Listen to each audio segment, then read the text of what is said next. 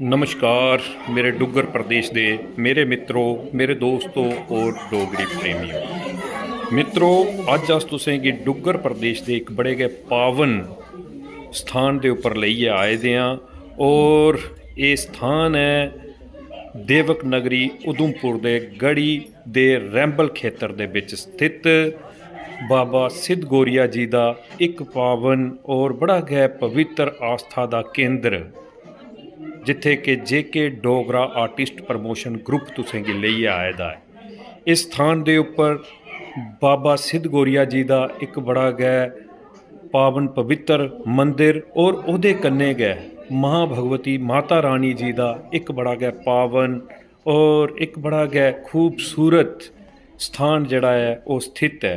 और तुस दर्शन करा करदे हो इसलै वीडियो के माध्यम दे कन्नै बाबा सिद्ध गौरिया जी दे पावन स्थान दे, और तुस दिखा करदे हो कितना अलौकिक और खूबसूरत है बाबा सिद्ध गौरिया जी दा ये एक खूबसूरत स्थान।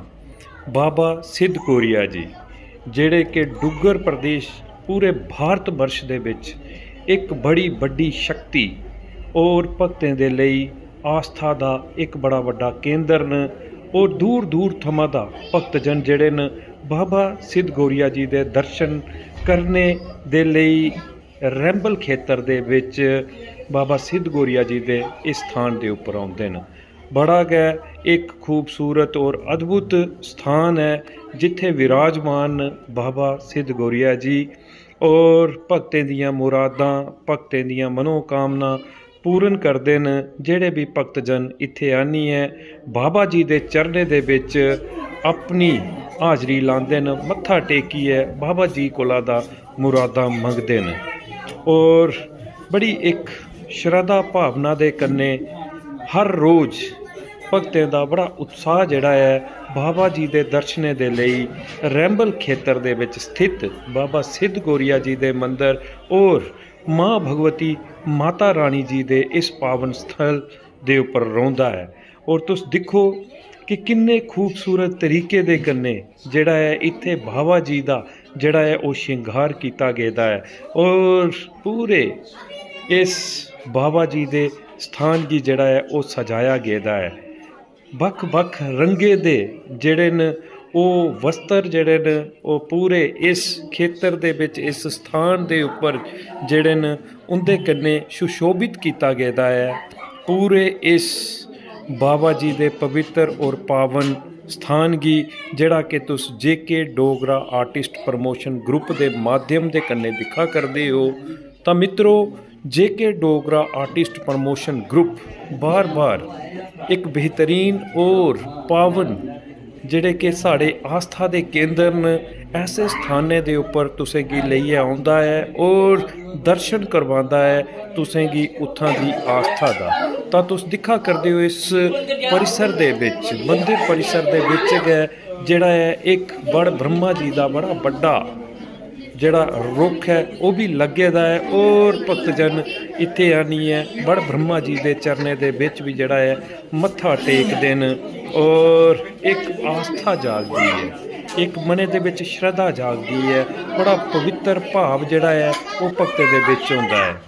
और रोज़ इत्थे जिहड़े न वो लंगर भंडारे भी जिहड़े न वो लगदे न। भगतजन बाबा जी थमां दा आशीर्वाद लईए भंडारे दा प्रसाद ग्रहण करते हैं और अपने जीवन की सफल करते हैं।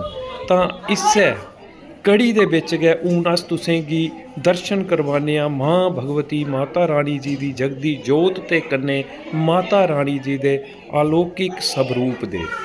तो हून अस आई पुजे माता रानी जी दे दरबार दे विच। मां दी शक्ति, मां दी भगती जिहड़े कि पूरे भारत वर्ष दे विच लोग जिहड़ी माता रानी दी भगती करिए अपने जीवन का कल्याण करते हैं।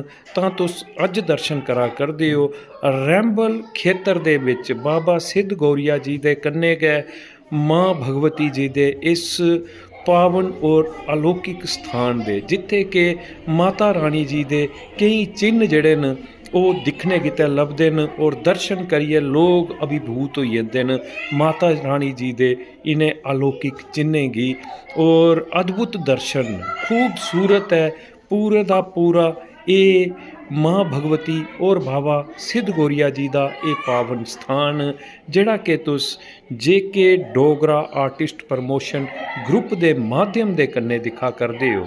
ਤਾਂ ਮਿੱਤਰੋ ਇਹ ਇੱਕ ਪਾਵਨ ਔਰ ਸ਼ਰਧਾ ਦੇ ਕੰਨੇ ਭਰੋਏ ਦਾ ਇਹ ਵੀਡੀਓ ਜਿਹੜਾ ਹੈ ਤੁਸੀਂ ਕਿ JK Dogra artist promotion group ਦੱਸਾ ਕਰਦਾ ਹੈ कैसा लगा करदा है तुसें कि साड़ा ये प्रयास सारे जने जरूर कमेंट करने और कमेंट दे विच जय माता दी जय माँ भगवती जय बाबा सिद्ध गोरिया जरूर लिखना। ਇਹਦੇ ਕੰਨੇ ਇੱਕ ਵੱਖਰੀ ਗ ਸ਼ਰਧਾ ਜਿਹੜੀ ਹੈ ਉਹ ਭਾਵ ਜਾਗਦਾ ਹੈ ਔਰ ਸਾਡਾ ਵੀ ਹੀਲਾ ਜਿਹੜਾ ਹੈ ਉਹ ਵੱਧਦਾ ਹੈ।